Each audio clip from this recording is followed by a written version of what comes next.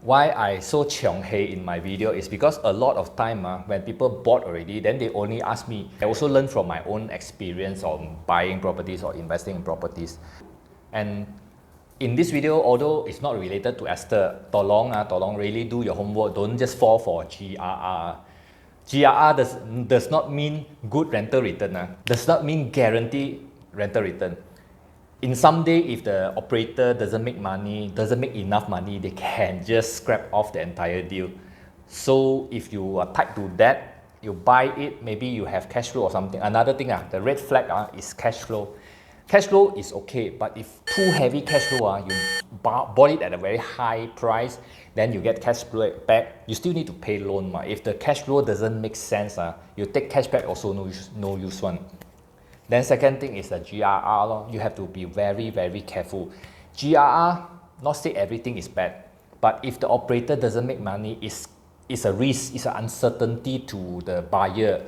Then if they really cannot tahan already, or they scrap off bankrupt, then they move away. Then your unit cash flow doesn't make sense because maybe you are paying 4,000, 5,000, you can rent 2,000, 3,000, then koyak lor.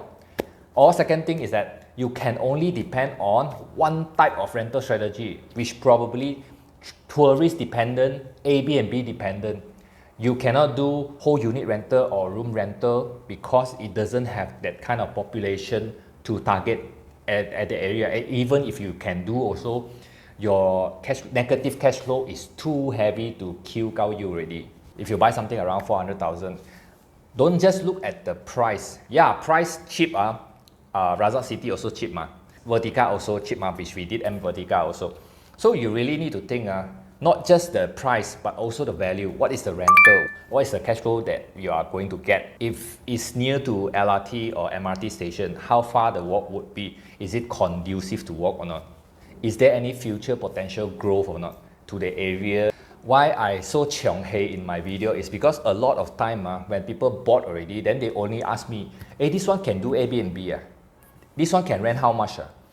I said you already bought, or if I said cannot do Airbnb, or in one day management don't allow do Airbnb, how you gonna manage and address the issue? Second thing is that, yeah, you already bought, let's say you buy your installment 2005, but the expected rental 1,008, 1,007, then what can I do? Because you already buy. I do a lot of reno. I also learn from my own experience on buying properties or investing in properties. So really, the homework is very important.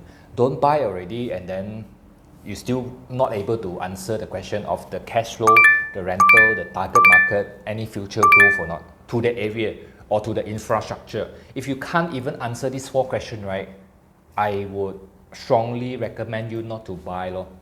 You are not buying a stock, unit trust or something liquid. Is a property. Minimum also you need to have a 10 to 15 years plan.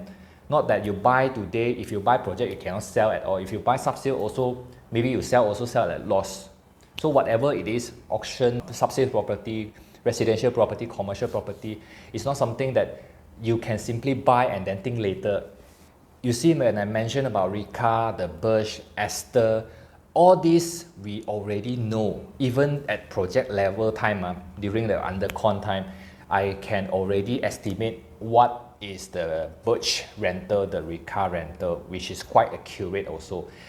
Not to say, want to show off how good it is. It's just based on experience of estimating the rental, just by experience. So I'm sharing experience.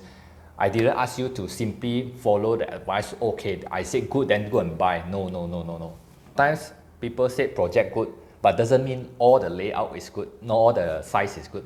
You can see certain size or certain layout is slower in sales. There's certain reason also. Is it not practical?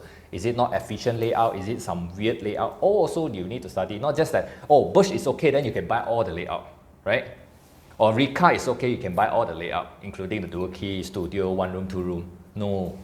So that's why I make it a point to be chiong hey, to be long-winded, to share about experience coming from buying, renovating, renting, refurbishing your unit, because after a few years, you need to maintain the unit. You need to make up, beautify it to look as competitive so that the subsequent rental either maintain or increase. And second thing is that not just rental high, you need to ensure the rentability, how fast you can rent. You rent same price, but I can rent faster, I gain. If I rent lower, but I rent faster than you a few months, still I gain.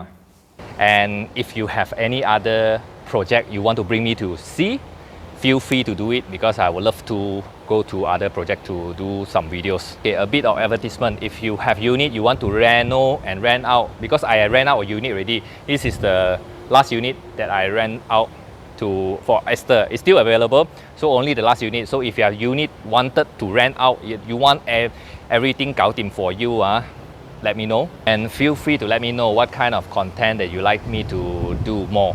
For example, do FAQ, question and answer. For example, let's say I'm in my 20s, what kind of property should I consider? At my 30s, 40s, what kind of property should I consider, right? If you are already bought one property, this is your second, which is your last 90%, what kind of properties is suitable for you? And terbalik, if you don't have 90%, then what kind of property should be suitable for you? Actually, everyone has different needs, preference, lifestyle.